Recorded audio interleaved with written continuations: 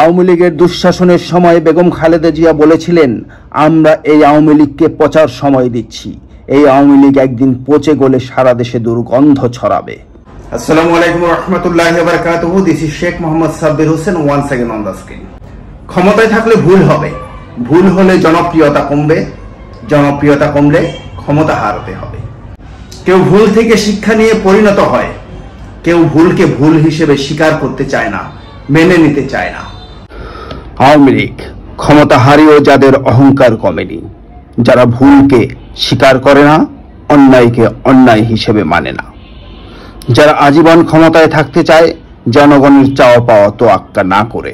অন্যদিকে ক্ষমতায় থাকাকালে বিভিন্ন ভুল করা, ভুল করে বদনাম অর্জন করা, ক্ষমতা হারিয়ে নির্বাসিত হওয়া বিএনপির তারেক জিয়া আরো একবার ক্ষমতার দ্বার প্রান্তে দাঁড়িয়ে কথাবার্তায় নমনীয়, আচরণে বিনয়ী, সিদ্ধান্ত নেওয়ায় সচেতন। তারপরও প্রত্যক্ষ রাজনীতিতে সম্পৃক্ত থেকে ক্ষমতা থেকে মাত্র হাত ছোঁয়া দূরত্বে থেকে ক্ষমতায় যাওয়া বিলম্বিত হওয়ায় একটু অস্থির, একটু চঞ্চল, একটু বিরক্ত। কিন্তু তার বিরক্তি প্রকাশের লাগাম টানার জন্য তার মাথার উপর রয়েছে একজন বটবৃক্ষ, একজন বয়োজ্যেষ্ঠা, একজন দক্ষ রাজনীতিবিদ, একজন মা, একজন বেগম খালেদা জিয়া। বাংলাদেশের আমজনতা মুক্তিযুদ্ধে যাকে নেতা হিসেবে মেনেছিল, সেই শেখ মুজিবের মুক্তিযুদ্ধকালীন ভুল ত্রুটি ওভারলুক করে রাষ্ট্রপ্রধান হিসেবে মেনে নিয়েছিল, কিন্তু ক্ষমতা পাকাপোক্ত করার প্রতিক্রিয়ায় তার নির্মম মৃত্যুতে মৃতদেহ সৎকারের লোক পাওয়া যায়নি। ক্ষমতা পাকাপোক্ত করার সমস্ত কৌশলকে ব্যর্থ করে দিয়ে জেনারেল এরশাদ নিক্ষিপ্ত হয়েছিল ইতিহাসের আস্তাকুড়ে। এই দুই শাসকের মাঝখানে দায়িত্ব নিয়েছিলেন এক কিংবদন্তি শাসক, জাতির ক্রান্তিকালে যার কণ্ঠে ধ্বনিত হতো, আমি মেজর জিয়া বলছি। বাংলাদেশ রাষ্ট্রনায়কদের মধ্যে যিনি একজন অবিসংবাদিত নেতা, একজন মুক্তিযোদ্ধা, একজন দেশপ্রেমিক। অতঃপর স্বৈরশাসক জেনারেল এরশাদের পতনের পর দেশের রাজনীতি আবর্তিত হয় দুজন ভদ্র মহিলাকে কেন্দ্র করে, একজন শেখ মুজিব কন্যা শেখ হাসিনা, অন্যজন জিয়াউর রহমান পত্নী বেগম খালেদা জিয়া।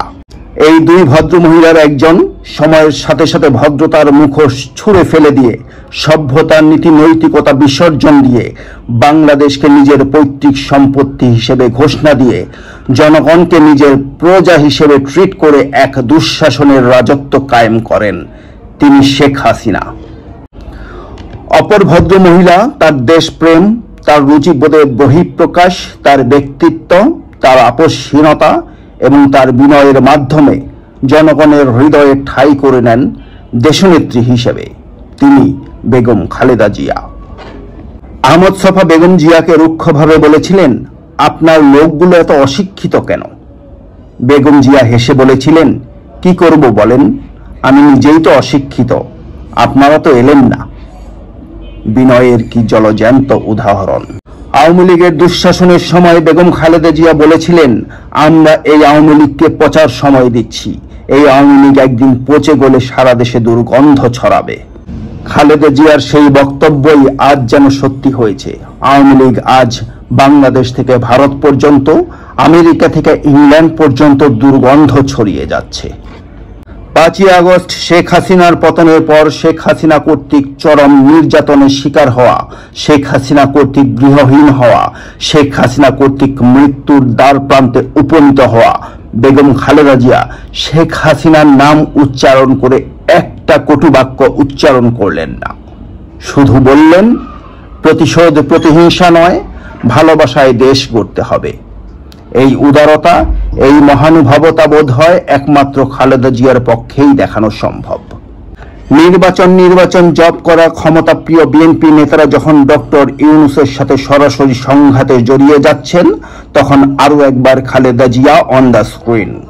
ডক্টর ইউনূসের সাথে দ্বন্দ্বে না জড়িয়ে আলোচনার মাধ্যমে সমস্যার সমাধানের নির্দেশ দিলেন।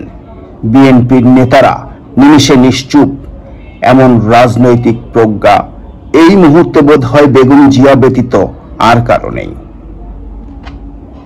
জীবনের শেষ প্রান্তে এসে দেশনেত্রী খালেদা জিয়া যেন এক রাজনৈতিক বটবৃক্ষ, একজন খাঁটি দেশপ্রেমিক, একজন জীবন্ত কিংবদন্তি।